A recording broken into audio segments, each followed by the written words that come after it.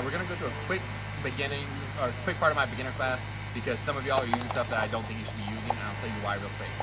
Most people are put together approximately the same way. Your arms are in a similar ratio to your body as everybody else's. To use a smaller polearm will limit the effectiveness of everything I'm teaching you. To use a longer one will once again limit the effectiveness because it changes the angles of attack that you have using the techniques that I want to show you. The right length polearm for virtually everyone aside from atypical dwarfs and stuff or gorillas, this is how long it needs to be. When you put the pole on the ground and your hand goes up, the tip of your finger should be very close to the tip of your pole. Anything shorter, and most of the range attacks will allow someone to get too close to you when you attack and you're going to simo out or something like that. Longer ones, and you won't be able to get the same angles on a lot of the fast shots. War poles will typically be longer. A war pole is something big and strong and heavy. Stand up. Stop. Watch crouch. Hey, Skinny, come here. War poles should be able to take a lot of damage, a lot of abuse. You go in the middle, man. Oh man, I wish I had one of my poles right now.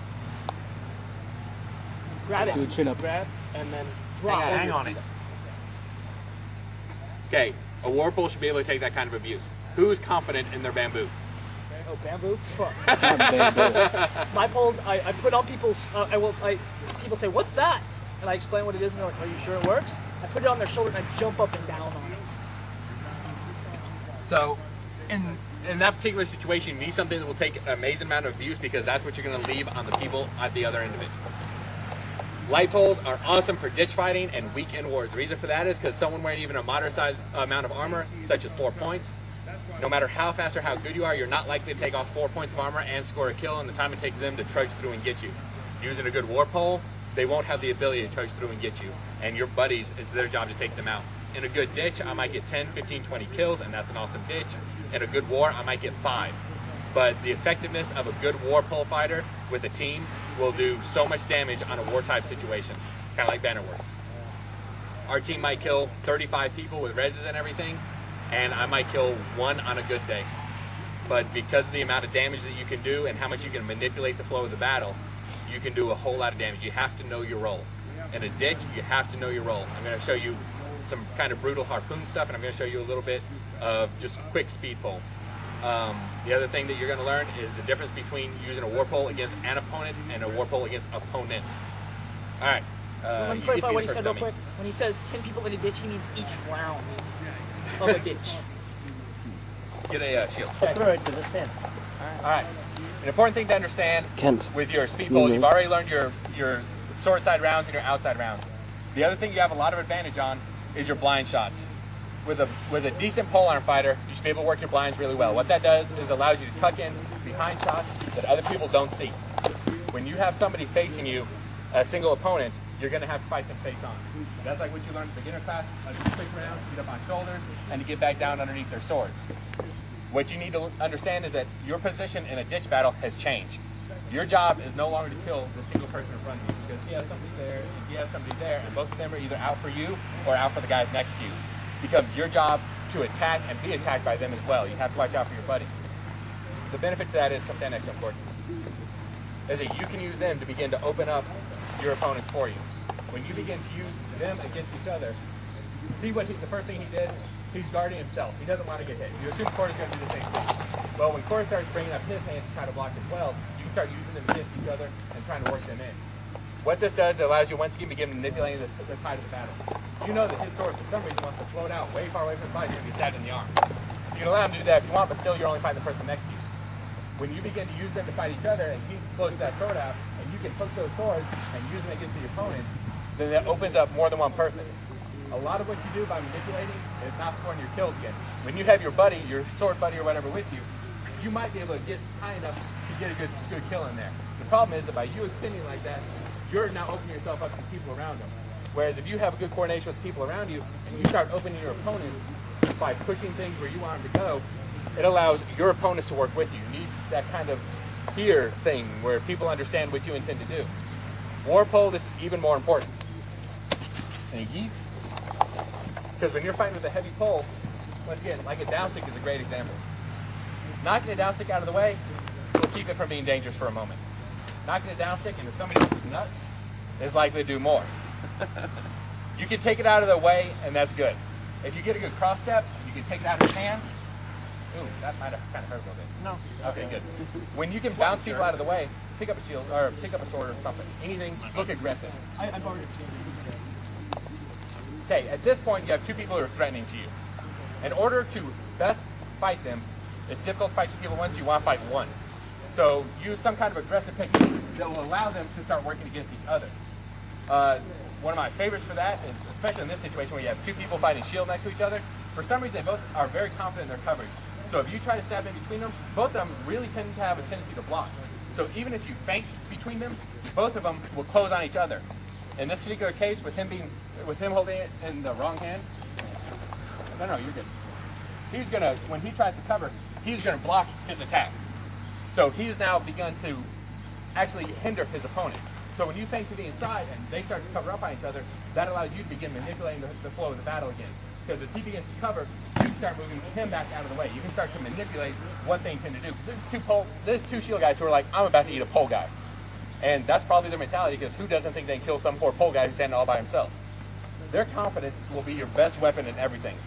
Because for the most part, when you have a very relaxed stance and a very relaxed grip, if you see most of the warlords out there, they're not the tweakers.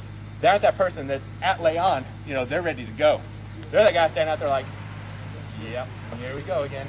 And they have a very relaxed stance. It's because that's where everything comes from. You study your opponents, you see what they have.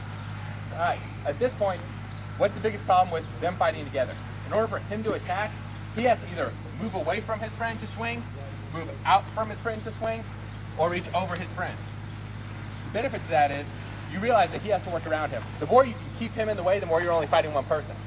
The more you can keep them having to fight amongst themselves, the better off you are. And we're understanding the idea of where we're going here? All right. I need someone to be on my team. Who wants to be on my team? I'm okay with that. My team usually doesn't hit me. Okay. Should really get something like this. All right.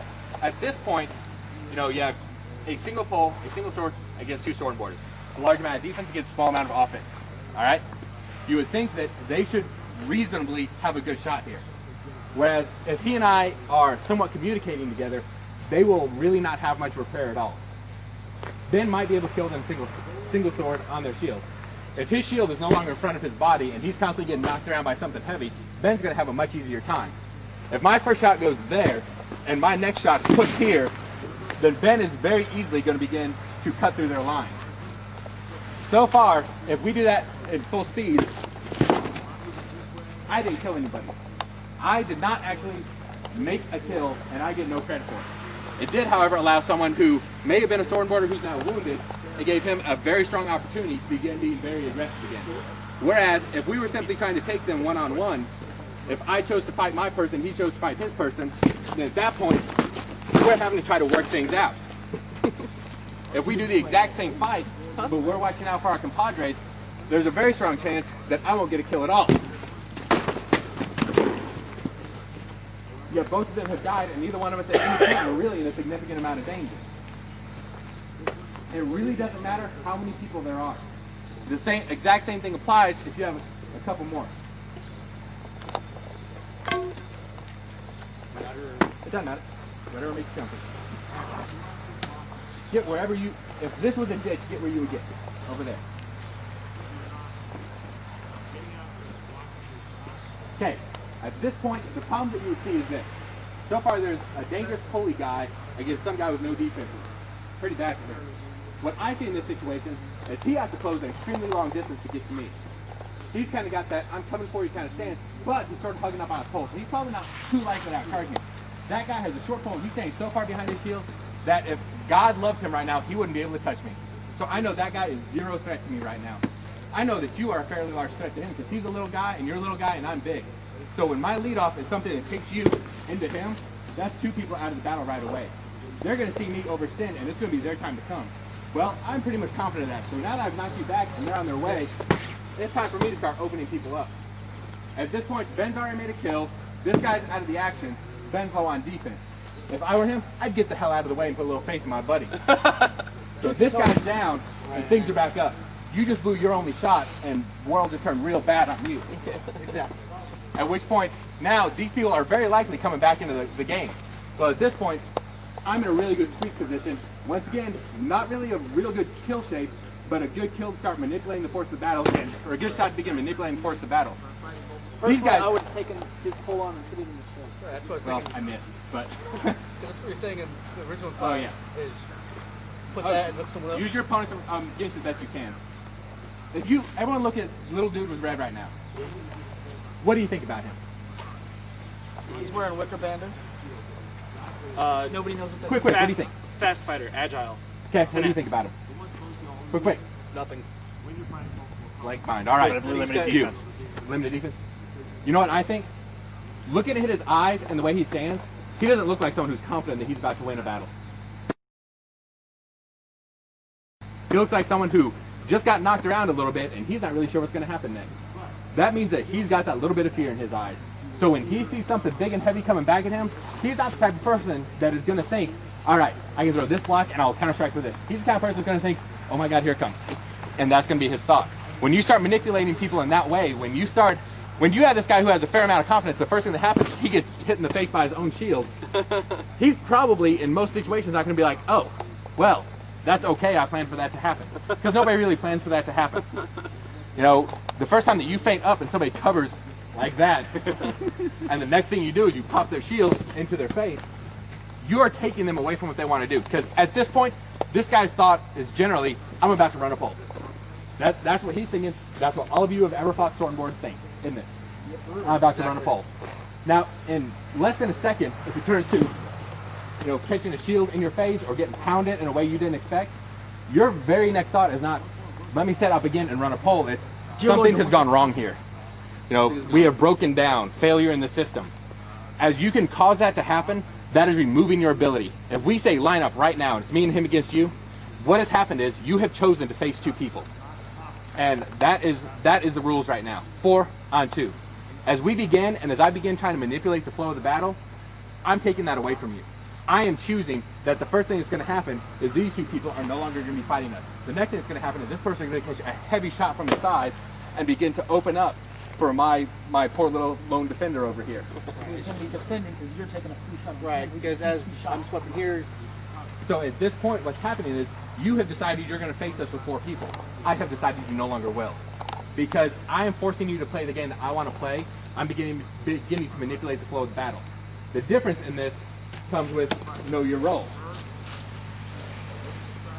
If this is now the style that we're fighting, this is kind of like looking at a scared dude over there. At this, if you saw what I just did to you and your buddy with this, are you nearly scared of this? Alright, and if you saw when I was waiting left and right, that's what you're going to be expecting because that's what you're used to seeing out of that. This weapon does not have the ability to change the flow of battle that way. I cannot hit this guy hard enough in a reasonable way to begin manipulating the flow of battle. What I can do is move much more quickly and score many more shots in a different style. So you must understand your role. My role here is no longer to open things up because I really don't have that option nearly as much. I mean, that looks like a center punch shield and that's a shame. But to a certain degree, like if I have my buddy closing, I can throw a quick little something to try to open. But largely speaking, I'm not going to be able to move mountains anymore. I will be able to throw quick little flicks that leave me largely open and not facing my direct opponent. The other thing that allows me to do is move very quickly overhand. So as I begin working quick little overhands, a lot of times when people see something coming at their face, whether it's actually going to hit or not, they will cower. The longer that I can keep all of you cowered, the better chance my very mobile friend here has to begin attacking you, closing on you, and scoring the kills. Let's go and line up and we'll do this full speed, and you'll kind of understand what I mean by, if you have the intention right now, you don't have to tell me what you want to do, but if you have the intention right now, I'm going to come kill this guy, try to think when this is all over about what that did, like how you felt that may have changed during the flow of the battle, and then we'll discuss why that feeling may have changed. Everyone get wherever they feel comfortable getting. Ready? All right, lay on.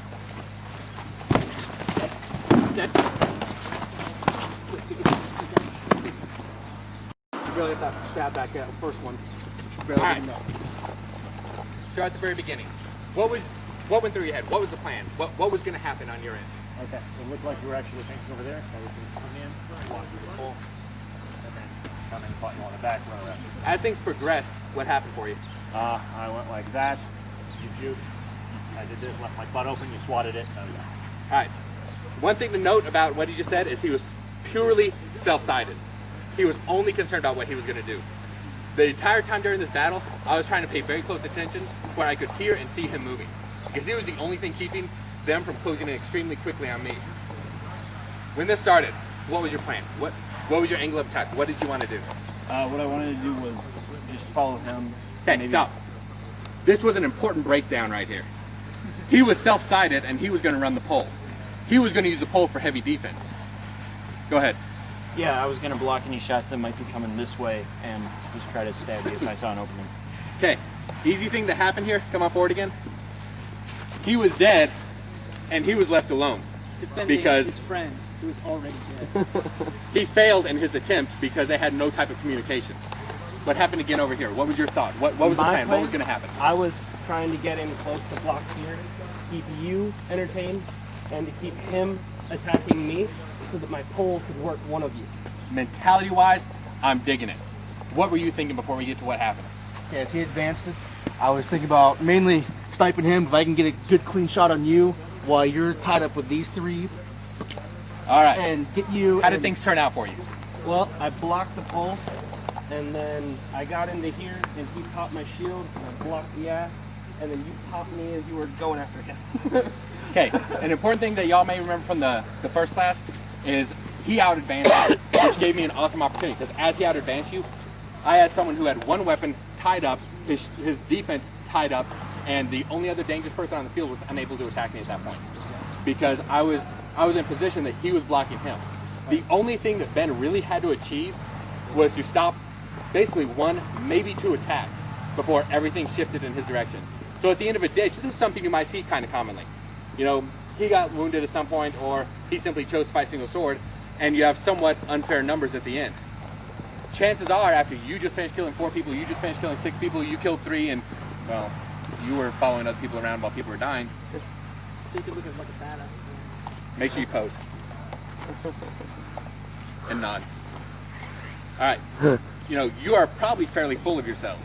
An important thing that I know is that Ben and I have fought together many times over many years. Ben's number one concern is not that if I die, he'll be able to single sword take out 4 people. Because that's probably just not going to happen. It might, but it probably won't. He knows that it's important that if one of us dies, the other one is much more likely to die. I've still got everything I started with, so I'm in a little bit better position than him. But as I explained to you, one person, even with a speed pole, is not really going to be able to face off 4 people, especially from 2 different vectors, good thought lining up that way, and succeed. It's just not going to happen. If Ben dies, I'm in trouble. If I die, Ben's in trouble. If you die, you don't care because you're only worrying about you. If you die, you don't care because for some reason you're worrying about your dude who ran off and left you. Y'all are somewhat working together. The biggest problem y'all had is that you out-advanced your only help. You put yourself in a not so good and progressively getting worse situation, and you cut off your only angle of help. He no longer had the ability to help you against me. All he could do is help you against what I would consider the least dangerous person over here. So, mentality-wise, what I saw was them jump, and when they jumped, you focused entirely on them so that I could clear the spot, so that I wouldn't let you get the free shots in. Okay. And I was hoping that you would advance, but I the biggest problem I see with that is, did you see who I was looking at when the battle started? No. I would pay attention to that because I was looking at you. Right at you. You know who he saw I was looking at? Me. Yeah. Which meant that he had a free ride. The reason for that is because, like I said, y'all lined up on 2 vectors. I can't go like this and assume that anything that comes from this angle, I will be protected by that. Same thing for him. He could not simply decide that everything that comes from over there, I'm gravy, I'll just defend against these 2 weapons in this defense. It's a very difficult thing to do. It's simply a battlefield awareness kind of thing. I understand what's going on. Another thing that I was going to do if things went bad and I missed my shoulder shot was send him into the table. Use what you got, because if I could back you up into the mud and make you trip, I'd laugh. So, I mean, I might have kicked that at me, but that's just me. All right, we're going to switch this up, and we're going to put y'all in a bad situation. We're going to play it out. We'll go and do 2 by 2. We're going to play it out. I want to know what you thought in the first place, and then how it turned out for you. Remember, you can pick either one of these poles. I don't really care, but remember, know your role. One of you will choose a pole, the other one will choose whatever. Then we'll switch for a couple times, and I want your mentality needs to begin shifting faster than your ability needs to begin shifting. You have to know what you're intended for, okay? Y'all 2 can go first, and you can use whatever you want. confident that you know how this is going to go down? I'm very confident how this is going to go down. I wasn't asking you. Y'all are at the disadvantage, so you call lay on whenever you're ready. So we're doing this immediately? Full speed, let's see what happens.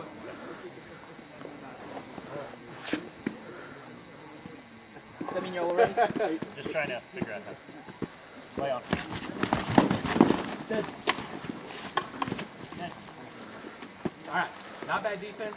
Leg him, he was far away from you, so you're fighting somebody one-on-one. That was not a bad idea. The one thing that I didn't entirely approve of, in my opinion quickly, was that your only help, your only person to keep off of you, you left him hanging.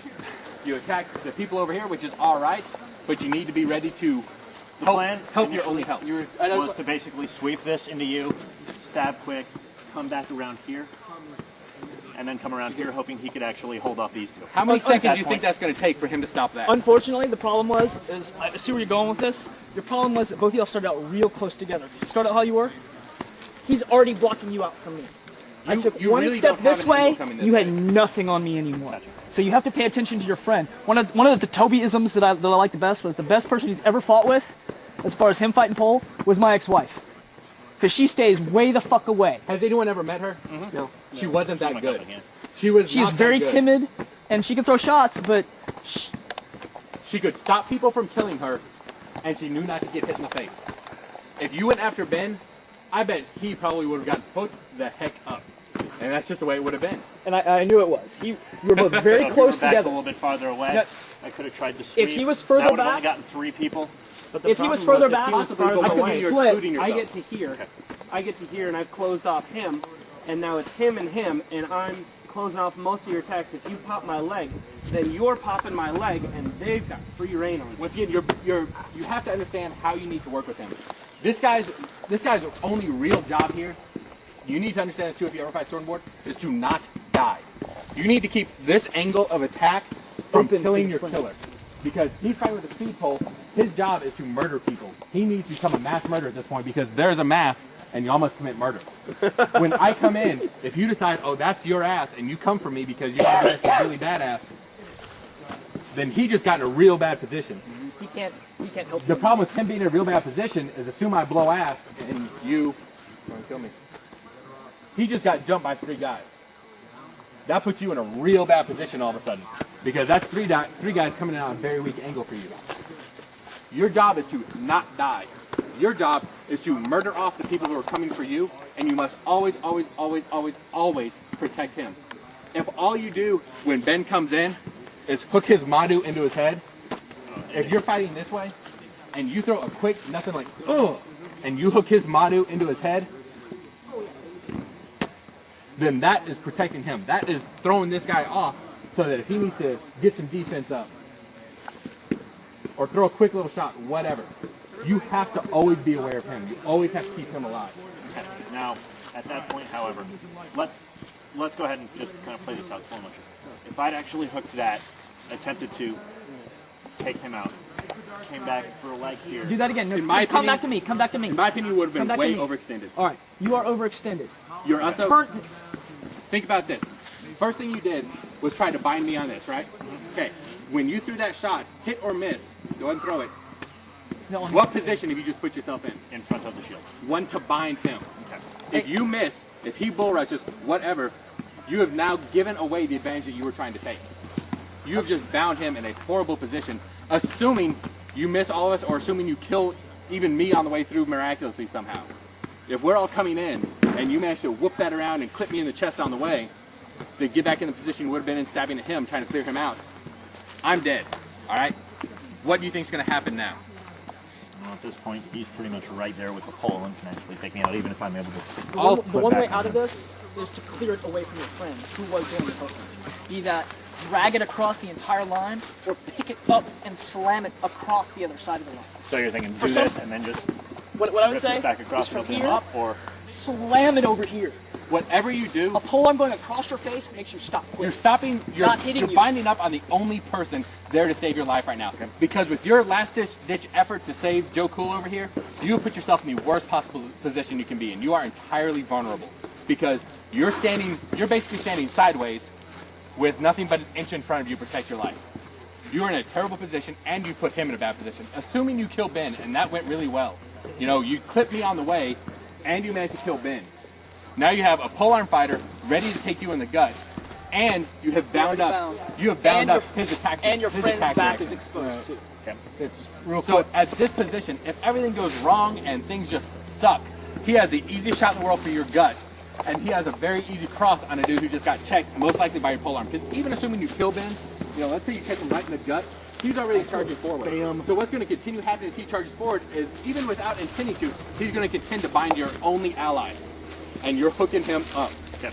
I'm not saying let him die, but you also have to understand how you need to defend him. Putting a feint in me is okay. Yeah. This, for a kill, I would not do. That's too much commitment to something that will not pay off. He is the warlord, don't get me wrong. You know, he's the badass. Those three are bad enough though. If it was me and I was worried about getting a little protected over there, it would be something quick. You know, not binding up my opponent. It would be enough to let him know, you know, he's paying attention to me. You know, he's got something for me, and that still leaves me well open to be attacking people in front of me. Do you notice the feint that Toby just put up too? Put him in position for a shot, not actually a shot. Everything is transitional. If I intend to kill this guy, this is not a good way to kill this guy. Because right now I have, you know, I can still see both of them, which is good. You know, that's important. He's dead. That's great. I'm also coming in on his best defense side. And I'm having to get across somebody to be able to attack his buddy. That puts me in a very one-shot position. It's like pool. You know, you can knock one into the pocket, but you got to have a setup. You got to be able to intend what's coming next. So if I were intending to attack him, I would never commit myself to that kind of stab. I'd be way more likely to not want to kill him, because I can throw an arm at him on a draw and be ready to attack him, because he's probably a tweaker. So if I take an arm into him and he's out of the way, I can be ready to come back to an attack. If I commit to having to reach far enough to get a kill, I'm overextending myself and I'm putting myself in a bad situation. With the speed pole, it is your job to be a killer, but you have to make sure you understand what the greatest threat is. I know we talked yesterday, he's the one who's the greatest threat because he can kill you. That doesn't necessarily mean he has to be the first one to die no matter what. All right? Let's try it again. Let's try to creep down this way a little bit. We'll have the rust, but we'll be away from the trees, because I really don't want to draw back into that stuff. Wow.